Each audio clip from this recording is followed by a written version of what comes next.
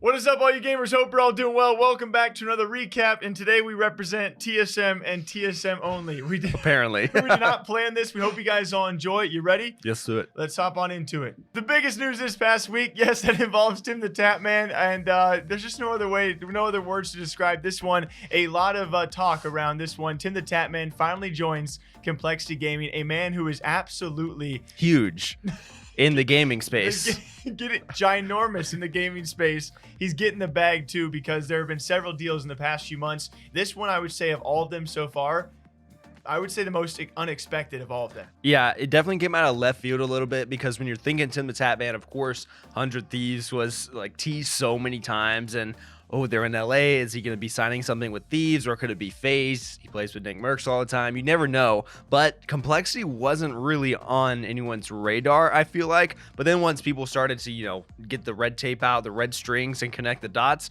it really makes sense, especially with Complexity's connection to the Cowboys. Yeah, and of course, Jerry Jones being a shareholder, well, the owner of the Dallas Cowboys, and also a partial owner in Complexity as well with their Game Square acquirement. So it does make ironic sense, I would say, for Timthetatman. It was unexpected, but when you think about his ties to the Cowboys and what he loves to do, and of course, for someone like Jerry Jones and Complexity to tie themselves to Dallas or Texas as well, I feel like Timthetatman is literally the perfect fit for an organization who kind of probably offered him a sizable bag, of course, partial ownership as well. I think it's a great signing for both parties. Something interesting that I saw that we actually haven't talked about yet is I believe Tony Hawk is also a co-owner in the company, or a shareholder maybe. He must be, because they listed him in that tweet. Yeah, and so he's listed in that tweet, which makes me think, man, could we maybe get some Timthetatman playing Tony Hawk game with Tony Hawk on stream in promotion of Complexity? I don't know. I'm excited about it. Tim's going to be on tour with them soon with like the AT&T Road Tour, and now he signed with Complexity. So it's a whole bunch of big news going around for him. Yeah, he has had some gigantic deals in the past few months alone. We are talking likely tens of millions of dollars. Super happy for Timthetatman. Also getting his own custom Complexity jersey, which I was told they sold a crap ton and probably going to sell plenty more. Certainly probably the spiciest debate of this past week. It comes up every few months. We always talk about either SBMM or we talk about mouse and keyboard versus controller. And it was very hectic because it was all sparked by two tweets, which I freaking love. The first of which was from DrDisrespect, who I believe said, "Without your aim assist, you ain't nothing." And he loves to rib a lot of communities out there. Right, he just stirs the pot constantly, always making trouble for people. And he also loves to target the mobile community, is what we last talked about him for. I don't think anyone thought, the tweet was going to do well, no matter what, because that's what he does, stirs the pot. Shortly thereafter, it's actually Myth tweeting out, and he says, again, a lot of deleted tweets, so I can't go word for word, but pretty much of the top 10 FPS all time, he would not have a single controller player in his top 10. And that was, big balls from a fellow TSM guy. If you're gonna say something like that, you're gonna trigger every single Halo and Call of Duty fanboy out there, because everyone back in the day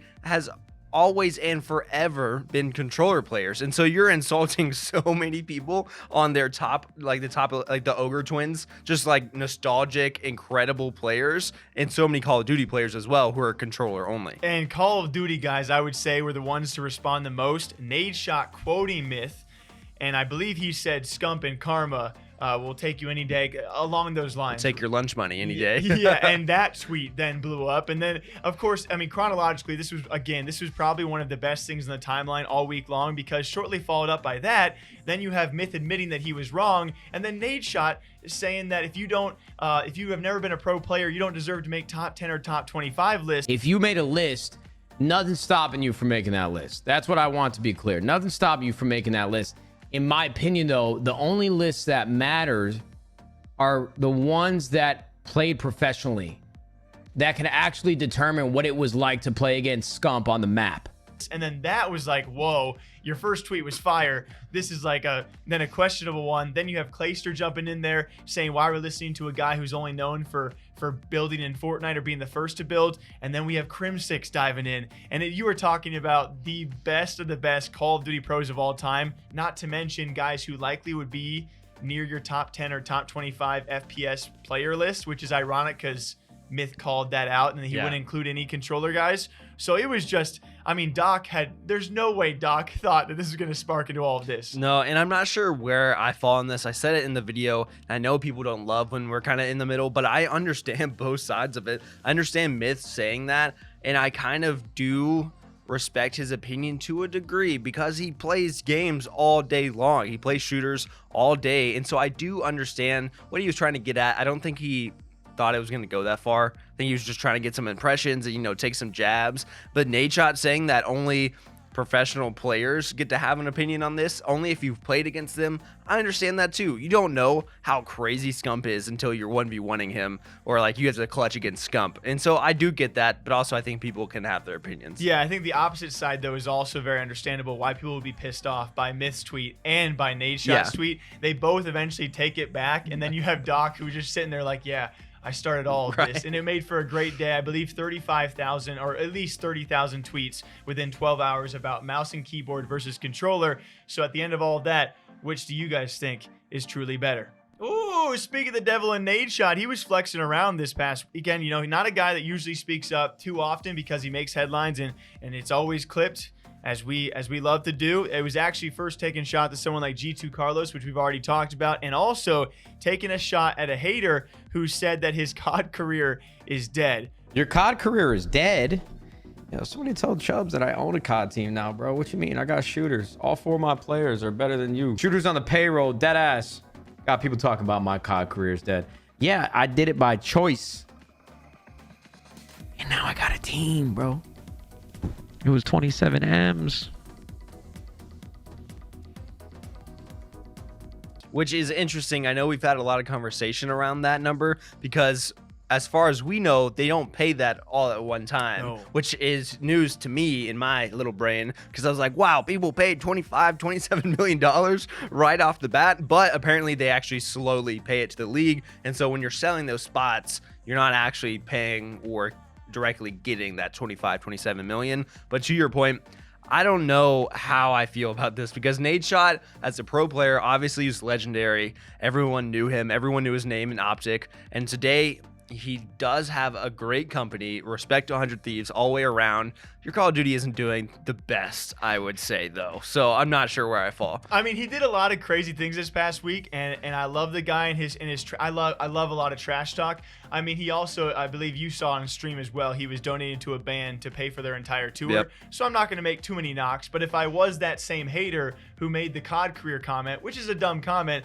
I would also then, you know, you could probably bounce back an 8-shot. Yeah, you got 27 M's for this spot, and you made about 27 roster changes for this last season. And how much did you pay Hugh for, you know, however many appearances that he made? Like, so. These are the things that we don't have to dive into, right? The flex is a flex. We've seen a lot of top names out there flex in the past few months. So do you guys think Nadeshot was credited in his $27 million flex? And we'll see if the CDL lasts long enough for 100 Thieves to pay $27 million. Whoa!